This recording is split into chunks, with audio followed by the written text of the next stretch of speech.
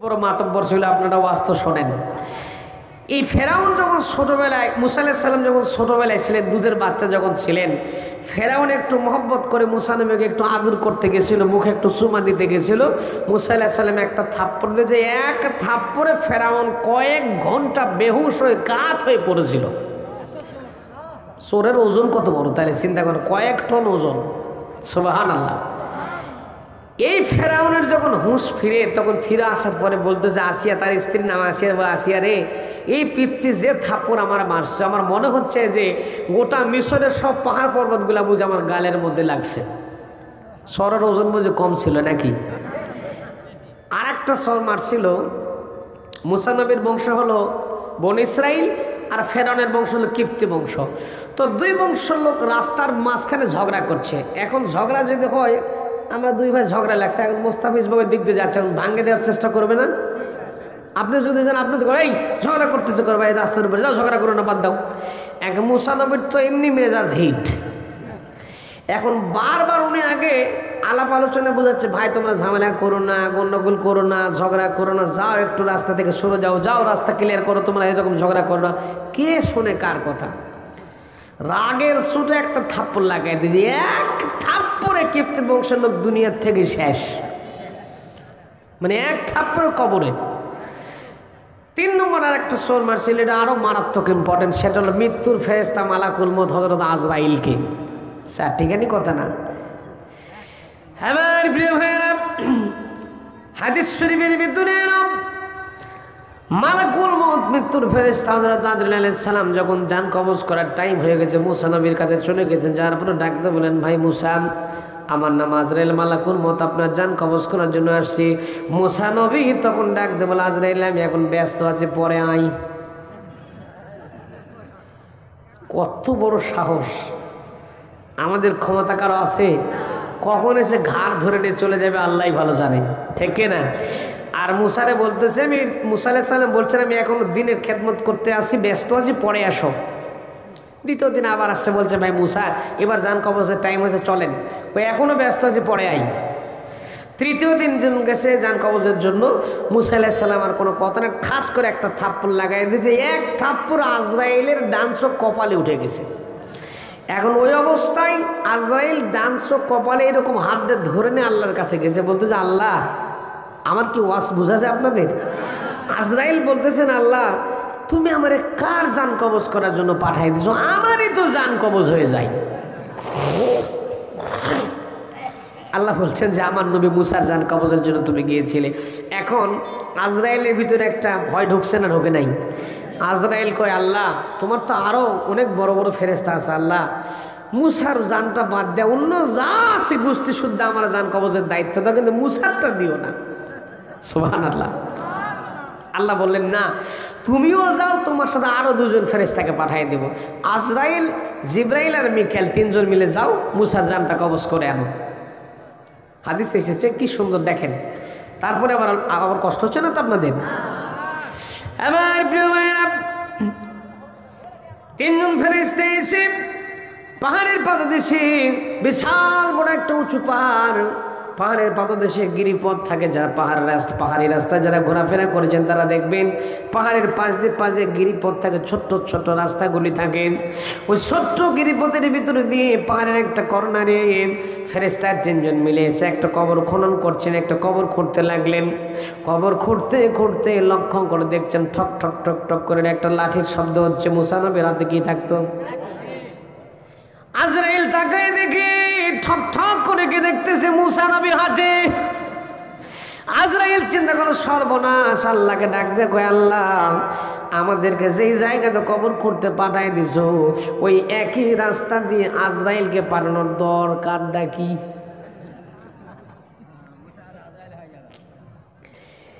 এবার যখন মুসা আলাইহিস সালাম চলে এলেন, ফেরেশতারা যুবকের চেহারা সুরত ধারণ করেছিলেন, ফেরেশতারা যুবকের সুরত ধারণ করে এসেছিলেন। মুসা নবী তাদের চিনতে পারে নাই, আসলেন, সালামু আলাইকুম রাহমাতুল্লাহ, সালাম কালাম বিনিময় করলেন, সালাম কমপ্লিট করলেন। সালাম বিনিময় কমপ্লিট হয়ে যাওয়ার পরে আল্লাহর নবী হযরত মুসা আলাইহিস সালাম তাদেরকে জিজ্ঞেস করলেন, ভাই কে মারা গেছে? আমি তো জানলাম না, আমি হলাম জামানার নবী, আমার নাম হলো মুসা নবী, আমি জানলাম না কে মরে গেল। আজরাইল ডাকতে বলে, ভাই রে মুসা, আমরাও জানি না, আমাদের মালিক জানে। কে জানে? আমরাও জানি না, আমাদের মালিক জানে। মুসা নবী দাঁড়িয়ে আছেন, বয়সের কারণে, মুসলিম শরীফের বর্ণনা, বয়সের কারণে মুসা আলাইহিস সালাম একটু নাজুক পরিস্থিতি ছিলেন, একটু মাজাটা একটু কুঁজো মতো হয়েছিল, লাঠিতে ভর দিয়ে চলতেন। মুসা নবীর মেজাজ একটু কড়া টাইপের ছিল। মুসা নবী তখন ডাকতে বললেন, ভাই যুবকেরা রে, লাশটা কখন আসবে আমি একটু জানতে চাই, আমি একটু দাফন কাপড়ের শরীক হতে চাই। আজরাইল ডাকতে বলে, ভাই লাশ যখন আছে আজকে আপনি যেদিকে যাচ্ছেন সেদিকে চলে যান, আপনার থাকার দরকার নাই। মুসা নবী ডাকতে বলে, ভাই লাশ আসবে, মাটি দিব, তারপরে যাব।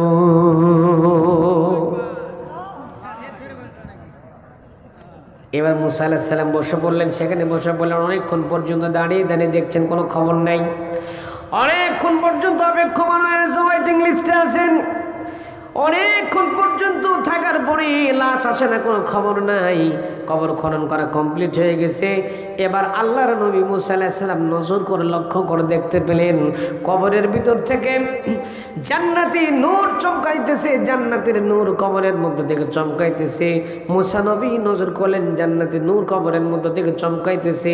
আল্লাহর নবী মুসা আলাইহিস সালাম ফেরেশতাদেরকে একটা অনুরোধ করলেন, ডাকতে বললেন, ভাই রে, যুবক ভাইরা, যদি তোমরা একটু অনুমতি দিতে, যদি তোমরা আমাকে একটু পারমিশন দিতে, তাহলে আমি নবী মুসা কবরের মধ্যে একটা বারের জন্য একটু ঢুকতে চাইতাম, কেমন লাগে কবরটা একটু দেখতেই চাইতাম, কেমন লাগে কবরের মধ্যে শুলে কেমন লাগে, আমি একটু কবরের মধ্যে একটা বারের জন্য ঢুকতে চাই। আজরাইল ডাকতে বলে, ভাই মুসা রে, পারমিশন নেওয়া লাগবে না, তাড়াতাড়ি ঢোকেন।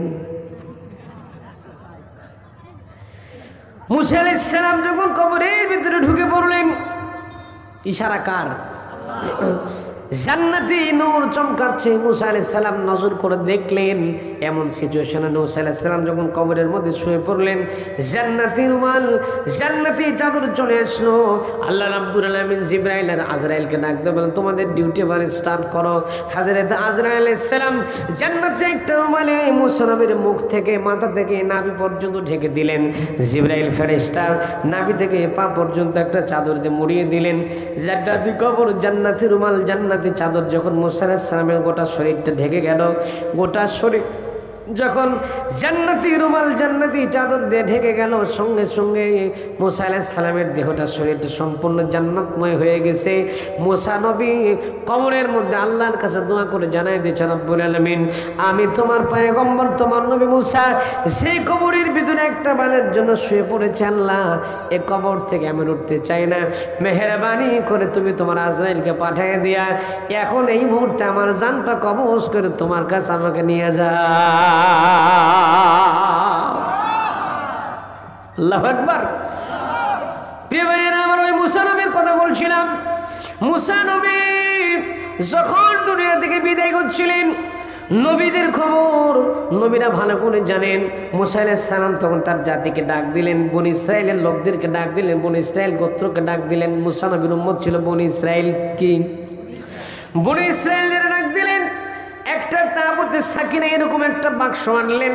বাক্স আনার পরে বাক্সের ভিতরে নিলেন, মুসা আলাইহিস সালামের হাতের আংটি রেখে দিলেন, হাতের লাঠি রাখলেন, গায়ের চাদর রাখলেন, কয়েকটা জিনিস তাবুতে সাকিনার শান্তির বাক্সের মধ্যে দিলেন। দেওয়ার পরে আল্লাহর নবী হযরত মুসা আলাইহিস সালাম বনি ইসরাইলের লোকদেরকে ডাকতে বলেন, এই যে আমার তাবুতে সাকিনার শান্তির বাক্স তোমাদের হাতের মধ্যে দিলাম। কাকে বলছেন? উম্মতদেরকে, বনি ইসরাইলদেরকে বলছেন। মুসা নবী বলছেন, এই যে তাবুতে সাকিনা, শান্তির বাক্স তোমাদেরকে দিলাম, এই শান্তির বাক্স তোমরা হেফাজত করে রাখবা।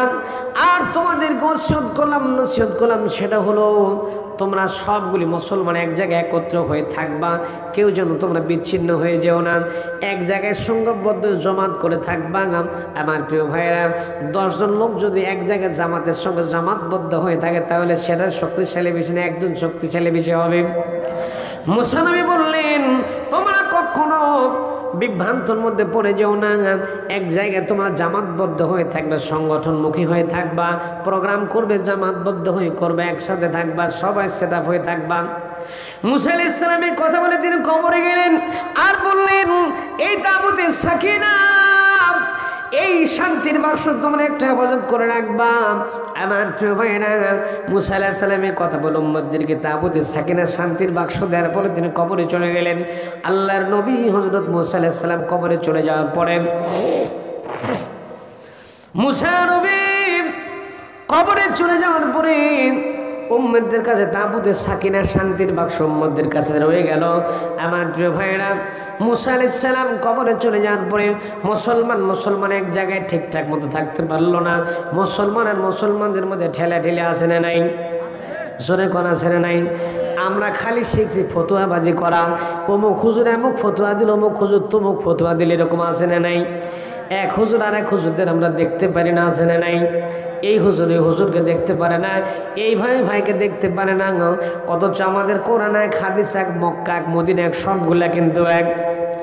আমাদের প্রভু এক, এক নবীর উম্মত, জীবন বিধান এক, ওই শিবানী কোরআন।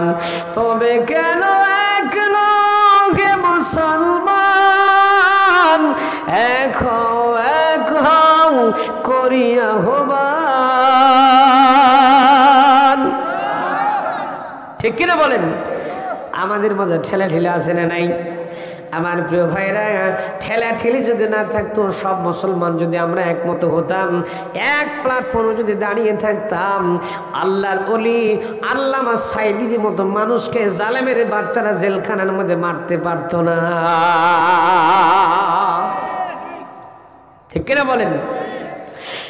তুমি মেসওয়াক করা ফজিলত তো জানো, খাবার শেষে মিষ্টি মুখের হাদিসটাও মানো। তুমি মেসওয়াক করা ফজিলত তো জানো, খাবার শেষে মিষ্টি মুখের হাদিসটাও মানো।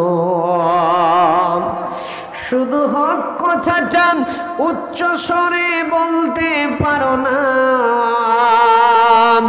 অন্যায় দেখে বারুদ হয়ে জ্বলতে পারো না। কেমন মুসলমান তুমি একটু ভাবো না, কেমন তোমার ঈমান একটু বলো না। তুমি মেসওয়াক করা ফজিলত তো জানো, খাবার শেষে মিষ্টি মুখের হাদিসটাও মানো। তুমি যেই কালিমার দাওয়াত দিলে বুকে টেনে তুলে, দেখো সেই কালিমার দাওয়াত দিয়ে কত জন আজ জেলে। ঠিক না বলেন? তুমি যেই কোরআনের ওয়াজ করলে হাদিয়া তোহফা মেলে, দেখো সেই কোরআনের ব্যাখ্যা লিখে কেউ ফাঁসিতে ঝুলে। তুমি দুনিয়ার মোহে জীবনের মায়া ছাড়তে পারো না, প্রভুর রাহে প্রাণ বিলিয়ে দিতে জানো না। কেমন মুসলমান তুমি একটু ভাবো না, কেমন তোমার ঈমান একটু বলো না। যারা দিবস যাবি যাইল রে যাই দিন কায়েমের তরে, তুমি তাদের কেউ জঙ্গি বলো বাতিলের সুর ধরে। ফতুয়া দিয়ে উম্মার মাঝে বিভক্তি শুধু বাড়াও, নিজেকেই ভাবো হক, বাকিরা ভুলেই নীতিটাই ছড়াও। তুমি ভাঙনের খেলা খেলতে জানো, ঘুরতে জানো না, প্রভুর রজ্জু আঁকড়ে ধরে থাকতে জানো না। কেমন মুসলমান তুমি একটু ভাবো না, কেমন তোমার ঈমান একটু বলো না। নারায়ে তাকবীর, হাত তুলে বলেন নারায়ে তাকবীর। হাতগুলো একটু তোলেন রে ভাই, আল্লাহকে একটু সাক্ষী বানাই দেন না। আবার দেখেন হাত নাড়াতে যাবেন কার নাক ফাটাই দেন না। নারায়ে তাকবীর, হাত টান টান করে ধরে রাখেন। নারায়ে তাকবীর। আল কোরআনের আলো ঘরত তো মেলা দিন জ্বালাইছেন, এবার সংসদে জ্বালানোর দরকার আছে, ঠিক না? আল কোরআনের আলো, আল হাদিসের আলো। নারায়ে তাকবীর। তোমার নেতা আমার নেতা, তোমার নেতা আমার নেতা। আলহামদুলিল্লাহ বলেন আলহামদুলিল্লাহ। আল্লাহ আমাদেরকে ইসলামের জন্য কবুল করুক, বলেন আমিন আমিন। মুসা নবী বললেন, বলার পরে চলে গেলেন। আমাদের মুসলমানদের ঠেলাঠেলি আসে না নাই? মুসা নবী কবরে যাওয়ার পরে তখন নবী আসলো, নবীর নাম শামাবিল নবী। কি নবী? ওয়াজ মনে আছে আপনাদের? মনে রাখা লাগবে ভাইয়েরা। মুসলমান যখন এক জায়গায় ঠিকঠাক মতো থাকতে পারলো না, মুসলমান যখন বিভিন্ন জায়গায় ভাগ হয়ে চলে গেল, তখন আল্লাহ পাক একজন নবী পাঠায় দিলেন। নবীর নাম ছিল শামাবিল। কি নাম? নবীর নাম ছিল শামাবিল নবী। মুসলমানরা যখন ঠিকঠাক মতো এক জায়গায় থাকতে পারলো না, তখন আমার আল্লাহ রাব্বুল আলামিন মুসলমানদের উপর চাপায় দিলেন জালেম রাজা, জালেম বাদশা। আল্লাহ পাক জালুতকে মুসলমানদের উপর চাপায় দিলেন। যেমন করে দীর্ঘ 16টা বছর আল্লাহ আমাদের উপর জালাম চাপায় দিয়েছিল। ভাইরা আমার, ওই যে ঠেলাঠেলির কারণে মুসলমানরা ঠেলাঠেলি করা শুরু করে দিয়েছিল। মুসলমানদেরকে টাইট করার জন্য আল্লাহ জালেম রাজা মুসলমানদের উপর চাপিয়ে দিল। জালেম রাজা মুসলমানদের উপর যখন কর্তৃত্ব শুরু করলো, মুসলমানদের ধরে মুসলমানদের জেলের মধ্যে ভরায় দেয়, জুলুম করে হত্যা করে ফাঁসি দেয়, জেল জুলুম করে হত্যা করে ফাঁসি দেয়। একটা একটা করে মুসলমানদেরকে যখন দুনিয়ার থেকে বিদায় করা শুরু করলো, এক পর্যায়ে মুসলমানরা চিন্তা করলো আমাদেরকে সকলে মিলে এক দলের মধ্যে আসার দরকার আছে। যদি আমরা এক গ্রুপে না আসতে পারি, এক দলের মধ্যে যদি না আসতে পারি, এই রকম করে জালেম বাদশা জালেম রাজার অত্যাচার সহ্য করতেই থাকা লাগবে। এই জন্য করে মুসলমানরা তখন সিদ্ধান্ত নেওয়ার পরে সবাই এক প্ল্যাটফর্মে দাঁড়িয়ে গেছে। এবার আমার ভাইয়েরা, দেশ থেকে জালেম বিদায় করার জন্য সকলকে এক প্ল্যাটফর্মে আসার দরকার আছে না নাই? আমাদের সবার পরিচয়, আমরা দাড়িওয়ালা টুপিওয়ালা, আমাদের নামের সঙ্গে মুহাম্মদ লেখা আছে, আমরা হলাম মুসলমান, ঠিক কিনা? এই জন্য আমাদের এক প্ল্যাটফর্মে আসতে হবে। সেই যুগে মুসলমানরা জালেম জালুতকে বিদায় করার জন্য এক প্ল্যাটফর্মে চলে আসলো। আসার পরে সব মুসলমানেরা মিলে এক জায়গায় একত্র হওয়ার পরে শামাবিল আলাইহিস সালামকে, শামাবিল নবীকে ডাক দিয়ে বলেন, হে আমাদের নেতা, হে আমাদের নবী, আল্লাহর কাছে আপনি একটা মানুষের জন্য একটু দোয়া করেন। আল্লাহ পাক যেন আমাদের ভেতর থেকে একটা নেতা আল্লাহ পাঠিয়ে দেয়, ওই জালেম রাজা জালুতের সাথে যুদ্ধ করার জন্য, জালেম রাজা জালুতকে দুনিয়ার থেকে বিদায় করে দেওয়ার জন্য আল্লাহ রাব্বুল আলামিন যেন আমাদের একটা নেতা যেন আল্লাহ পাঠিয়ে দেয়। আমার প্রিয় ভাইরা, জালেম বিদায় করার জন্য সঠিক নেতৃত্ব দরকার আছে না নাই? সঠিক নেতা যদি নির্বাচন করতে না পারি, তাহলে কিন্তু জালেম বিদায় করা সম্ভব হবে? জনে কোন হবে? এই জন্য করে সঠিক নেতা নির্বাচন করা লাগবে। ভাইরা আমার, শামাবিল নবী আল্লাহর কাছে দোয়া করলেন। নবীরা যখন আল্লাহর কাছে দোয়া করতেন, সঙ্গে সঙ্গেই আল্লাহ পাক নবীর দোয়া মঞ্জুর করে নিতেন। কেননা মুমিনদেরকে সাহায্য করেন তিনি কে? আর একটু আসতে বলেন। আল্লাহ রাব্বুল আলামিন জানাচ্ছেন, ওয়া কানা হাক্কান আলাইনা নাসরুল মুমিনিন।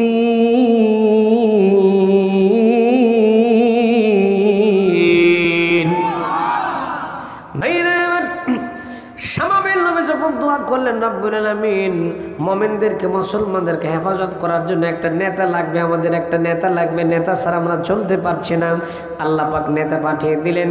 আল্লাহ পাক শামাবিল নবীকে জানিয়ে দিলেন, শামাবিল রে, মুসলমানদেরকে জালেম জালাতের হাত থেকে মুক্ত করার জন্য আমি তোমাদের মাঝে হযরতে তালুতকে তোমাদের নেতা বানিয়ে দিলাম।